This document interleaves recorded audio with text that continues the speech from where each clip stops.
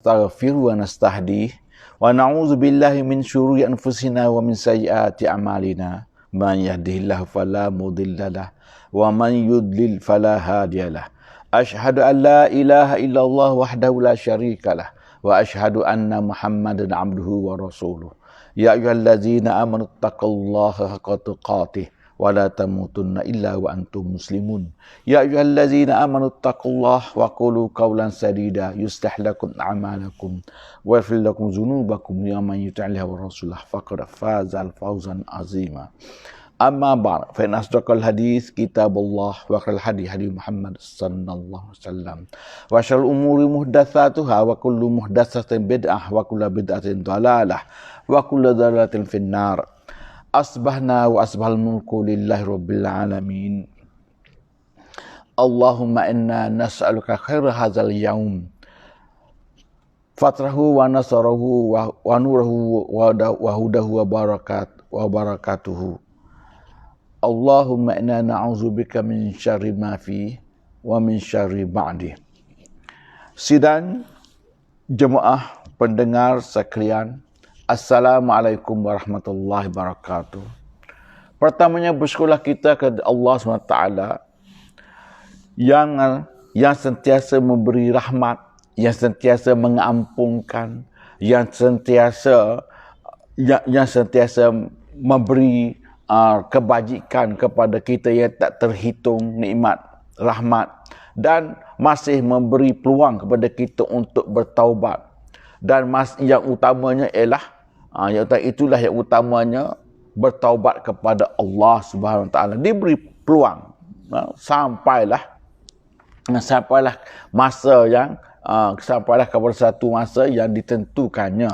Jadi bertaubatlah dalam keadaan kita sihat ini dan bertaubatlah, kembalilah kepada Allah. Lebih lagi di saat ini yang mana kita diuji dengan pandemik Corona 19 ini, yang mana uji itu untuk membuktikan, untuk melahirkan siapakah yang terbaik di antara kita ini kepada Allah SWT. Allah berfirman, Ya ayyuhallazina amanu ista'inu bis-sabri was-salah innallaha ma'as-sabirin. Wahai orang beriman, mohonlah pertolongan dengan mendirikan solat dan bersabar. Allah ini bersama orang sabar. Kalaulah kita bersabar ke satu tempoh yang ditentukan oleh Allah pandemik ini, Allah akan angkat bala ini daripada kita semua, insya-Allah. Apabila tiba masanya, insya-Allah perkara ini di bawah kekuasaan, di bawah tangan Allah. Semuanya Allah. Mohonlah banyak-banyak dengan berdoa kepada Allah, dengan mendirikan solat dan cegah amal ma'ruf dan nahi mungkar, dan selalu memberi peringatan kepada orang-orang mukminin supaya bersabar dan mengikut peraturan-peraturan yang ditetapkan oleh mana-mana pihak yang berkepakaran dalam bidang ini. Bersyukur juga pada pagi ini dah bertemu kembali dengan tuan-tuan. Tajuk pada pagi ini ialah siksa kubur yang dialami oleh orang durhaka sesuai dengan tingkat kedurhakaannya. Maksudnya, kalaulah dosa besar dan dosa itu berat, azabnya pun berat. Kalaulah dosa itu dosanya ringan dan dosanya lah tak berat, azab pun ringan. Begitu juga dalam neraka, sebab kubur ini adalah syurga dan kubur juga adalah neraka. Syurga itu untuk kita, insya-Allah. Neraka bagi orang kafir dan orang fasik dan juga orang zalim. Dan begitu juga dengan orang-orang Islam. Jadi orang Islam pun ada yang soleh, ada yang tidak soleh. Yang tidak soleh, kebahagiaannya, yang tidak soleh itu,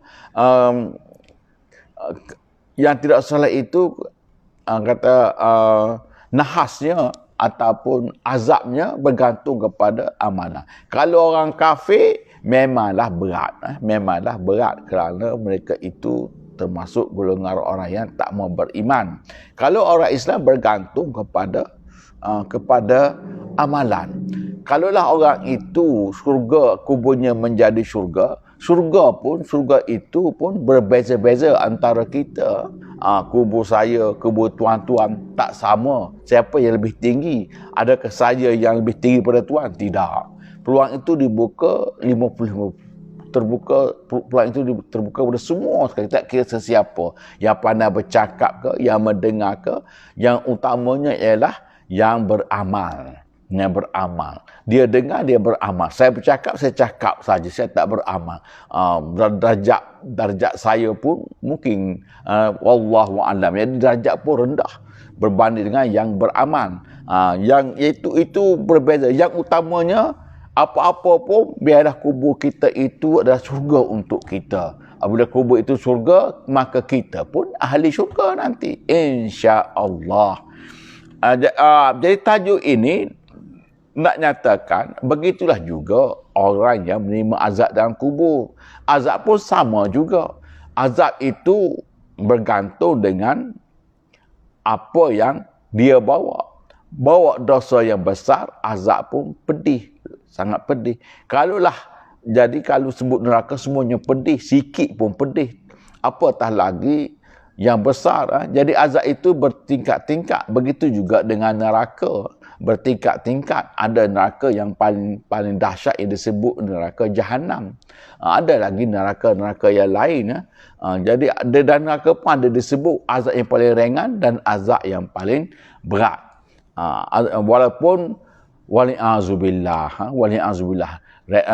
ringan ke berat, kita tak mahulah, ya Allah, masuklah kami ini semua ke dalam syurga-Mu, ya Allah.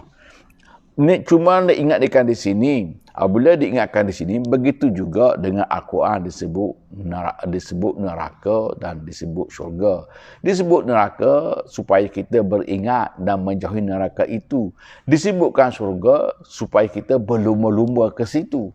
Berlumba ke situ, jauhkan diri daripada neraka dan larilah kamu, fafirru ilallah, larilah kamu ke syurga Allah. Wasari'u ila maghfiratin min rabbikum wa jannatin arduhas samawati wal ardu iddat lil muttaqin.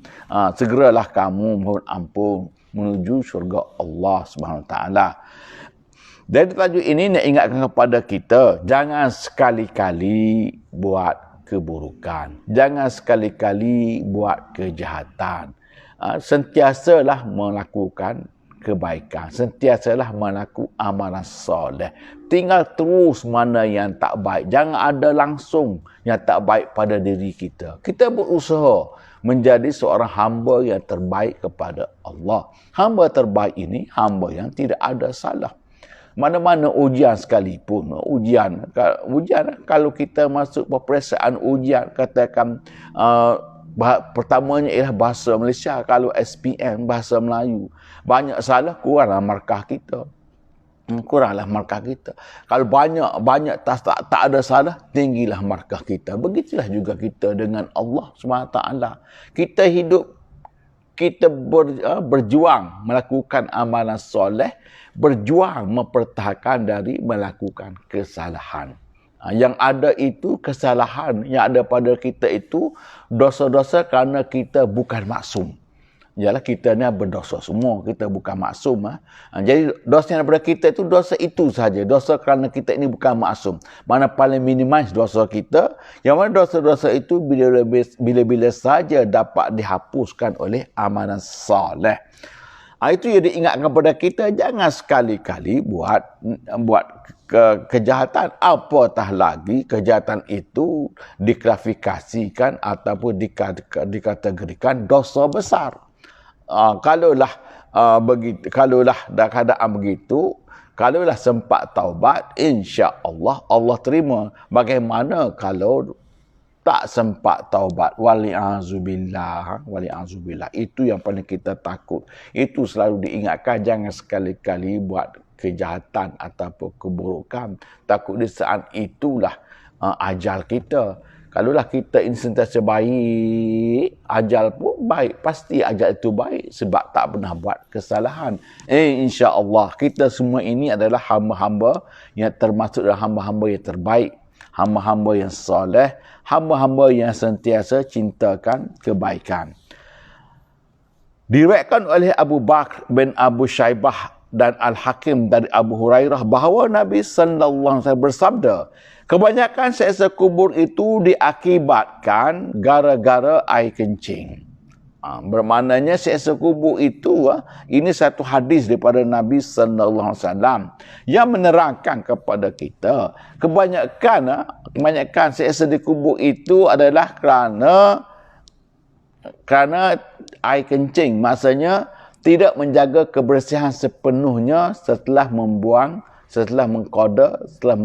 air kecil. Selepas kita melepaskan air kecil, kita disebut air kecil, maksudnya sama lah dengan air kencing, buang air kecil dan buang air besar. Tapi di sini sebut air kencing, maknanya selepas kita buang air kecil tidak membersihkan sepenuhnya, sedangkan kita diwajibkan bersih untuk menunaikan solat. Bersih menunaikan solat. Jadi air kecil itu adalah najis dan solat hendaklah bersih daripada perkara itu.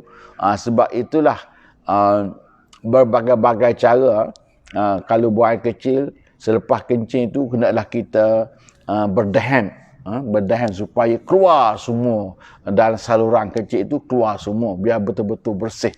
Berdahan maknanya kita seperti bersin, nak bersin, ataupun kita seperti mau yang bersih semua daripada saluran-saluran itu keluar semua, dan kita pun bersihkan dengan sepenuhnya. Itu dikatakan bersih daripada air kencing. Kalaulah tak bersih, bermakna dia hanyalah bersihkan, dan selepas bersihkan masih ada lagi keluar, dan dia pun solat.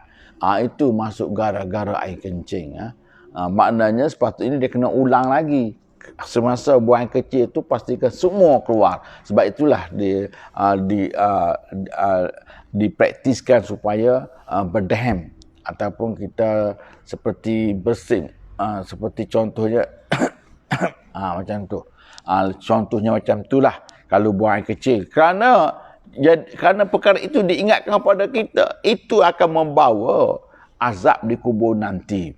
Itulah azab yang paling ringan kalau kita sebut di sini. Diriwayatkan lagi oleh Bukhari dan Muslim daripada Ibnu Abbas bahawa ia berkata, Nabi melintasi dua kubur. Baginda bersabda, kedua penghuninya sedang diseksa bukan kerana dosa besar. Yang satu kerana ia suka mengadu domba. Yang lainnya kerana tidak mau bersihkan air kencing sehabis, tidak membersihkan air seninya, air dari saluran itu sehabis buang air kecil. Baginda lalu minta diambil sebuah satu pelepah tamar, satu pelepah korma. Setelah membelahnya menjadi dua, baginda menanamkannya pada kedua kubur tersebut. Kemudian baginda sallallahu alaihi wasallam bersabda, mudah-mudahan ini boleh meringankan seksa mereka selama pelepah korma belum kering. Jadi kalau lihat pada hadis ini yang mula Nabi bersabda tu, kita lihat kedua penghuni itu sedang diseksa kerana bukan dosa besar, kerana dia ambil ringan, kerana membuang air kecil, ambil ringan. Satu tu suka mengadu domba. Satu mengadu domba itu maksudnya suka melaga-lagakan perkelahian antara orang lain. Suka lakukan. Dia lagakan A dan B. Pergi kepada A, dia berkata B cakap macam ni. Pergi kepada B, dia adukan A ni kata macam ni. Jadi B dan A ni bergaduh. Itu mengadukan domba, maksudnya suka menghasut. Suka menghasut supaya orang ini sentiasa bergaduh. Sedangkan dalam Islam, innamal mu'minuna ikhwah. La yu'minu ahadukum hatta yuhibbu li nafsi kama yuhibbu la yu'minu ahadukum hatta yuhibbu li akhihi kama yuhibbu li nafsi. Tak beriman sempurna seorang itu sehingga dia kasih saudaranya seperti mana dia kasih dirinya sendiri. Itu Islam. Maknanya pahala yang paling besar, antara paling besar Islam ialah orang yang sentiasa mendamaikan, menghubur silaturahim. Itu pahala yang paling besar. Dan perkara yang antara dosa yang besar dan yang paling dimurkai oleh Allah, orang yang memutuskan silaturahim, yang memutuskan hubungan silaturahim. Itu yang paling besar. Jadi balik kepada ini, bukan itu yang kita nak panjangkan. Kita nak bicarakan di sini ialah yang kedua itu, yang lainnya kerana tidak membersihkan air kencingnya sehabis buang air kecil. Maknanya selepas buang air kecil, pastikan yang masaki baki dan saluran dalam dalam adat kelamin kita itu, pastikan keluar semua. Supaya apabila kita dah keluar semua, apabila kita berjalan, kita rokok, kita sujud, dia tidak menitis keluar lagi. Itu maksudnya. Kebiasaannya begitulah kalau kita buat kecil. Kalau dah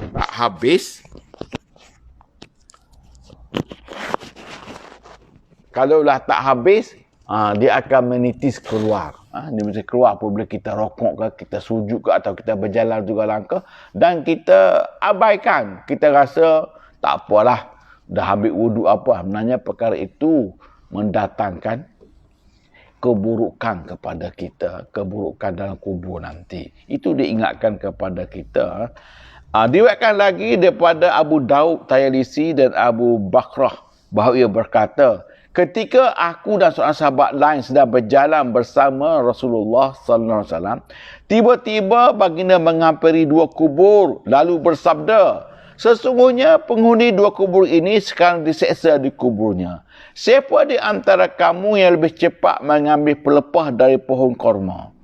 Aku dan temanku tadi segera berlomba. Dan aku berhasil mengalahkannya. Apabila mendapatkan benda itu, aku segera menyerahkan kepada Nabi sallallahu alaihi wasallam.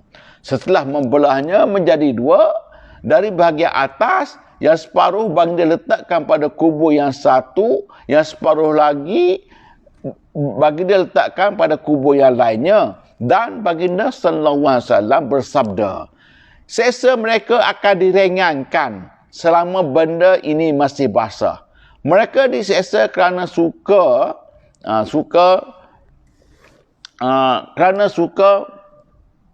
mengumpat orang lain dan gara-gara air kencing. Itu maksudnya.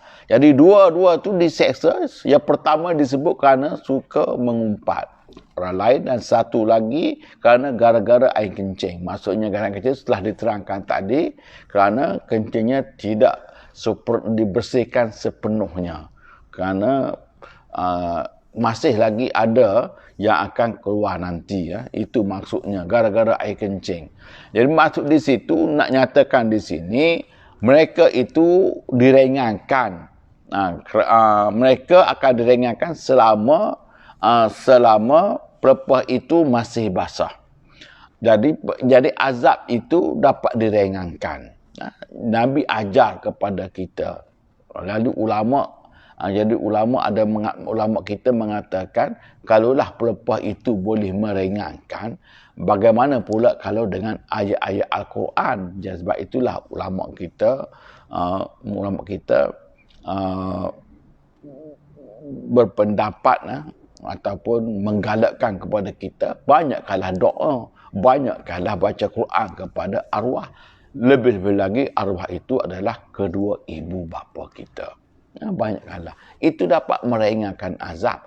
Kalaulah dia sedang diazab. Kalaulah dia sudah bahagia, dia makin bergembira dengan apa yang anak yang soleh ini sampaikan kepadanya, ataupun sahabatnya, dia tetap gembira dan boleh meringankan.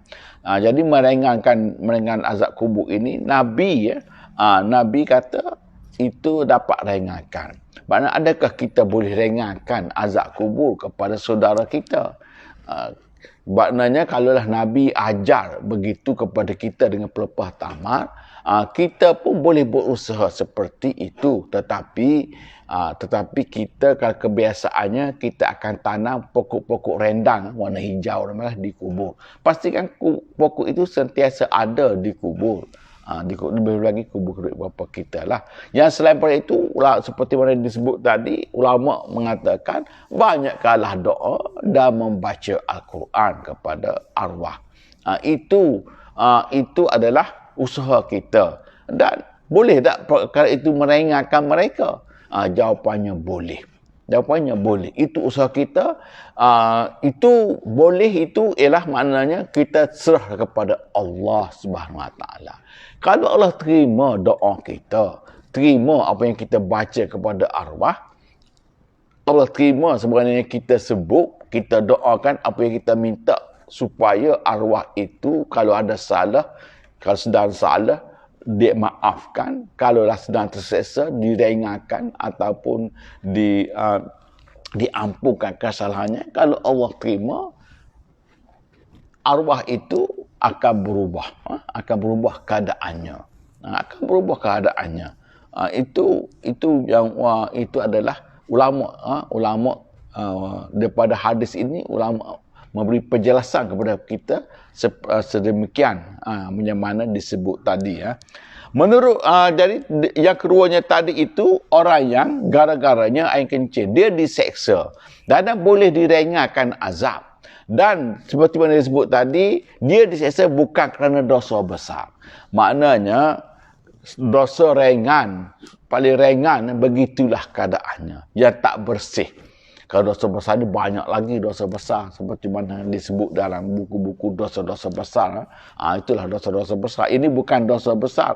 Maknanya begitu juga dosa-dosa lain. Kalaulah dosa lain yang ringan, sentiasalah kita kembali kepada Allah supaya kita mati nanti, kita bersih daripada dosa. Biar kita mati ini, kita bersih daripada dosa. Maksudnya, yang ada pada kita itu dosa-dosa kerana kita bukan maksum. Dosa-dosa itu sentiasa dimaafkan oleh Allah.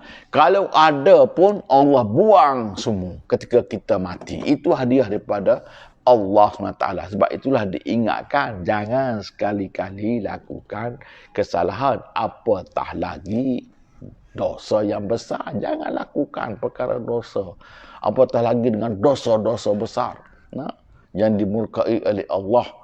Seperti mana Allah sebut, selalu saya baca dalam surah Al-Imran, afaman ittaba'a ridwanallah kaman ba'a bisakhatin minallahi wa ma'wahu jahannam wa bi'sal masir hum darajatum indallah wallahu basirun bima ya'malun. Adakah sama orang yang mendapat hidayah, mendapat keredaan Allah, ridwan Allah? Orang yang dapat keredaan Allah ini sama ke orang yang di akhirnya mendapat kemurkaan Allah? Ba'a bisakhatin minallah wa ma'wahu jahannam. Tempat orang ini oleh Allah ini neraka jahanam. Bi'sal masir, seburuk keburukan. Tempat buruk keburukan, tempat yang paling buruk.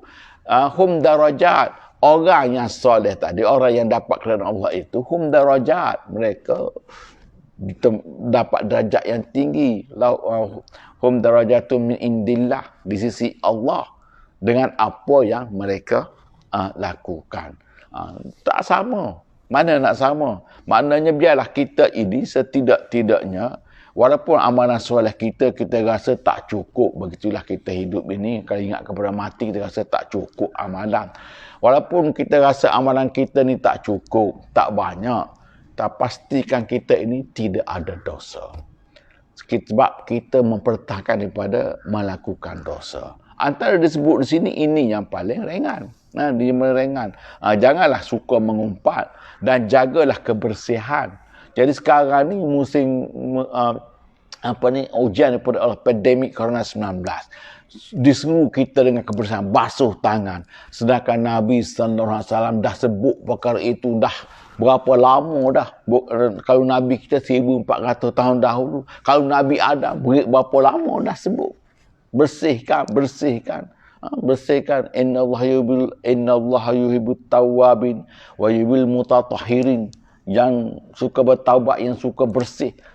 Berapa an-nazafatu minal iman. Jadi dah lama. Tapi apabila datang perkara ini, datang pandemik ni, sebenarnya amalan itu adalah amalan yang lama yang Nabi kita sebut. Basuh tangan, bersihkan. Kebersihan itu separuh daripada iman. Jadi itulah, jadi kebersihan itu memanglah an-nazafatu min syatril iman. An-nazafatu minal iman. Kebersihan itu daripada iman. Kerana kebersihan itu adalah melambangkan keimanan, melambangkan Islam. Islam itu bersih. Tapi pada hari ini, negara mana yang dikatakan paling bersih? Adakah negara Islam? Kalau lihat dari carta kebersihan negara-negara bersih, bukan negara Islam yang paling bersih. Boleh dapat kepada negara-negara yang lain. Kita tinggalkan perkara itu. Yang pentingnya biarlah kita beramal dengan kebersihan, dan kebersihan itu dapat menjamin kita daripada azab kubur dengan bersih. Boleh jaga kita daripada azab kubur, bersih fizikal kita. Apatah lagi kita sentiasa membersihkan batin kita. Zahir kita bersih seperti mana sunnah Nabi sallallahu alaihi wasallam. Menurut Imam Qurtubi, hadis-hadis di atas tadi memberi petunjuk. Pengarang buku ini Imam Qurtubi, dia mengatakan hadis itu memberi petunjuk bahawa sesa itu boleh diringankan hanya dengan pelepah korma. Boleh diringankan dengan pelepah korma selama masih basah. Disebut dalam hadis yang panjang yang diriwayatkan oleh Muslim dari Jabir. Beliau bertanya kepadaku, "Hai Jabir, aku masih ingat tempat aku berhenti beberapa saat tadi." Aku menjawab, "Ya." Aku masih ingat Rasulullah SAW bersabda, "Carilah 2 batang pohon dan petiklah dari keduanya masing-masing 1 dahan. Bawalah ia dan lepaskan dahan yang ada di tangan kananmu dan dahan ada di tangan kirimu." Setelah berhasil melaksanakan perintah tersebut, aku segera menyusul baginda. Aku berkata kepada Nabi, "Aku sudah melakukannya." Rasulullah pada saat itulah baginda bersabda, "Sesungguhnya aku tadi melintasi 2 kubur dan aku suka kalau syafaatku boleh meringankan seksa mereka selama dahan pohon korma itu masih basah." Ini ada hadis yang panjang, tapi sama saja intinya, iaitu Nabi pacak korma di 2 kubur, 1 di kubur yang lain, 1 di kubur yang lain, dan Nabi bersabda, "Dengan syafaat aku diringankan seksanya selama pelepah itu masih basah." Diriwayatkan lagi daripada Abu Dawud, Tayalisi, daripada Syu'bah Al-Amasi, daripada Mujahid Ibn Abbas, bahawa Rasulullah SAW menghampiri 2 kubur. Ia bersabda, "Kedua penghuninya sedang diseksa bukan kerana dosa besar. Yang satu suka mengumpat dan yang satu lagi suka mengadu domba." Maknanya yang satu lagi suka mengumpat, yang satu lagi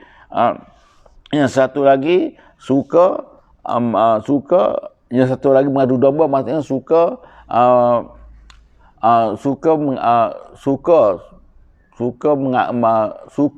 jika ada perkahwian antara 2 saudara. Mengadu domba maknanya mengapi-apikan supaya orang ini bertengkar dan berkelahi. Itu mengadu domba. Baginda minta diambilkan pelepah korma. Setelah dibelah menjadi 2, 1 baginda letak di kubur ini dan 1 lagi diletakkan di kubur itu. Seraya bersabda, "Barangkali benda ini boleh meringankan seksa mereka berdua selama masih basah." Itulah hadis ini yang berlainan. Ada yang panjang, sudah disebut tadi, ada yang ringkas, ada yang pendek, dan ada dinyatakan mereka itu diseksa bukan kerana dosa besar.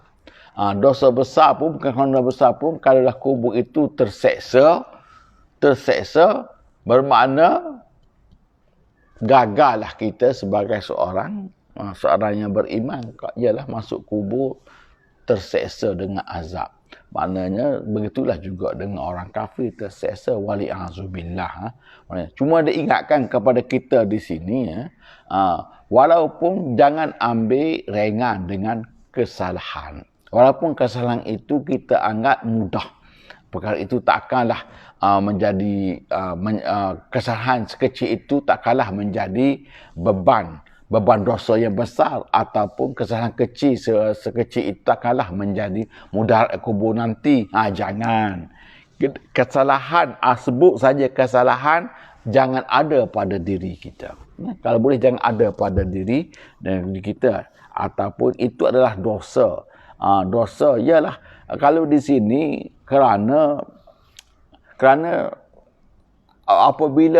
apabila masih dalam keadaan bernajis, kerana kencingnya tak dibersihkan sebelumnya, kemudian dia solat. Solat itu syarat pertamanya kena bersih. Jadi kalau tak bersih bagaimana? Walaupun kamu dah ada wudu, tetapi sebenarnya masih dalam keadaan tak bersih. Jadi buang air kecil itu nak dibersihkan 100% bersih. Dan yakin bersih, tidak ada lagi. Lainlah kecuali mereka yang ada penyakit. Ada juga antara kita ini yang berpenyakit, orang kata penyakit kata yang kecil, maknanya sentiasa menitis keluar, walaupun kencing, walaupun basuh menitis keluar. Itu adalah kaedah fiqh. Kaedah fiqh, kalau kita tanya ulama-ulama, kena referlah ulama fiqh. Kalau sentiasa menitis, itu orang kata itu dah darurah. Itu adalah satu hal yang tak dapat dia elakkanlah. Bagaimana dia nak solat nanti? Itu kena referlah ulama-ulama fiqh. Hendaklah dia tutup dan sentiasa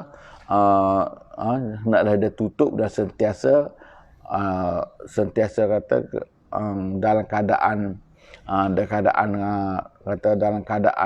bersih, dan dia hendaklah menjaga daripada perkara itu menitis keluar, dan hendaklah dia sentiasa pakai sesuatu yang boleh menghalang perkara itu menitis keluar. Itu referlah mana-mana ahli fiqh. Itu adalah kerana perkara yang tak dapat dielakkan. Yang disebut di sini seperti kita yang biasa ini, kencing dengan baik, dapat buang air kecil dengan baik, bersihkanlah sepenuhnya. Kerana apabila kita kencing, masih ada saki-baki dalam saluran sebelah dalam. Masih ada. Antara caranya disebutkan tadi ialah kita berdehem. Itu dia panggil istibrak. Maknanya kita habiskan, keluarkan semua perkara itu. Kerana perkara itu besar. Kerana walaupun sikit pada perangai kita, tapi ia adalah najis yang menyebabkan solat kita terjejas, ibadat kita terjejas. Jadi perkara itu membawa keburukan kita dalam kubur nanti, kesan yang besar dalam kubur nanti. Kerana perkara itu, walaupun bukan dosa besar, terseksa. Terseksa dalam kubur ni, kita tahulah terseksa dalam kubur apa yang paling ringannya. Wallahu a'lam. Kalau boleh kita tak mahu perkara itu, kita mahu kubur kita ini adalah syurga bagi kita. Syurga bagi kita. Dan disebut di sini, elakkanlah, antaranya ialah itulah yang paling sekecil-kecilnya. Apabila kamu buang air kecil, bersihkanlah 100%, sama ada di luar dan yang masih saki-baki di dalam itu, keluarkanlah semua. Jangan ada lagi menitis apabila kamu menegakkan solat. Jangan ada menitis kalau kamu membaca Al-Quran, nak pegang Al-Quran, nak pegang mushaf. Itulah yang ingin diingatkan kepada kita pada pagi ini, kebersihan. Kebersihan itu adalah keimanan. Kebersihan itu adalah kesejahteraan kita. kebersihan itu kebahagiaan kita dalam kubur nanti. Jangan ambil ringan tentang kebersihan. Jadi siapa yang mengambil berat kebersihan pada hari ini? Orang-orang bukan Islam. Bukan Islam mengambil berat kebersihan dan mereka mempraktisnya. Kita boleh sebut kebersihan hanya tahu perkara wudu. Tetapi dari segi praktikalnya, banyak lagi praktikal yang kita kena praktis. Jadi amalkanlah kebersihan. Kebersihan itu adalah separuh daripada iman.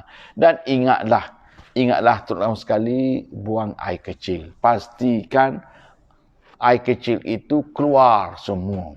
Dan pastikan kita ini bersih seperti mana yang ikut sunnah Nabi sallallahu alaihi wasallam atau ilmu-ilmu fiqh yang sebutkan. Apa itu bersih buang air kecil. Itulah yang diingatkan kepada kita. Dan semoga kita ini semuanya berjaya daripada azab kubur. Allahumma inna na'udzubika min azabil qabr la ilaha illa ant. Dan diingatkan janganlah kita terseksa kerana kesalahan kecil yang kita anggap itu bukan kesalahan. Itulah dapat saya sampaikan pada pagi ini. Semoga apa yang baik itu adalah hidayat Allah SWT, yang buruk itu daripada saya sendiri. InsyaAllah kita akan sambung lagi tajuk ini, kerana tajuk ini ada satu kisah mimpi Nabi sallallahu alaihi wasallam amat panjang, dan sekali lagi kita akan sambung bab ini dengan kita kongsi satu kisah mimpi Nabi, yang mana mimpi ini menerangkan azab berbeza-beza terhadap orang kafir mengikut dosa-dosa mereka. Jadi setakat ini dulu, kita tanggung sesi ini sampai kafarah dan surah Al-Ba'as. Subhanakallahumma bihamdik, asyhadu an la ilaha illa anta, astaghfiruka wa atubu ilaik.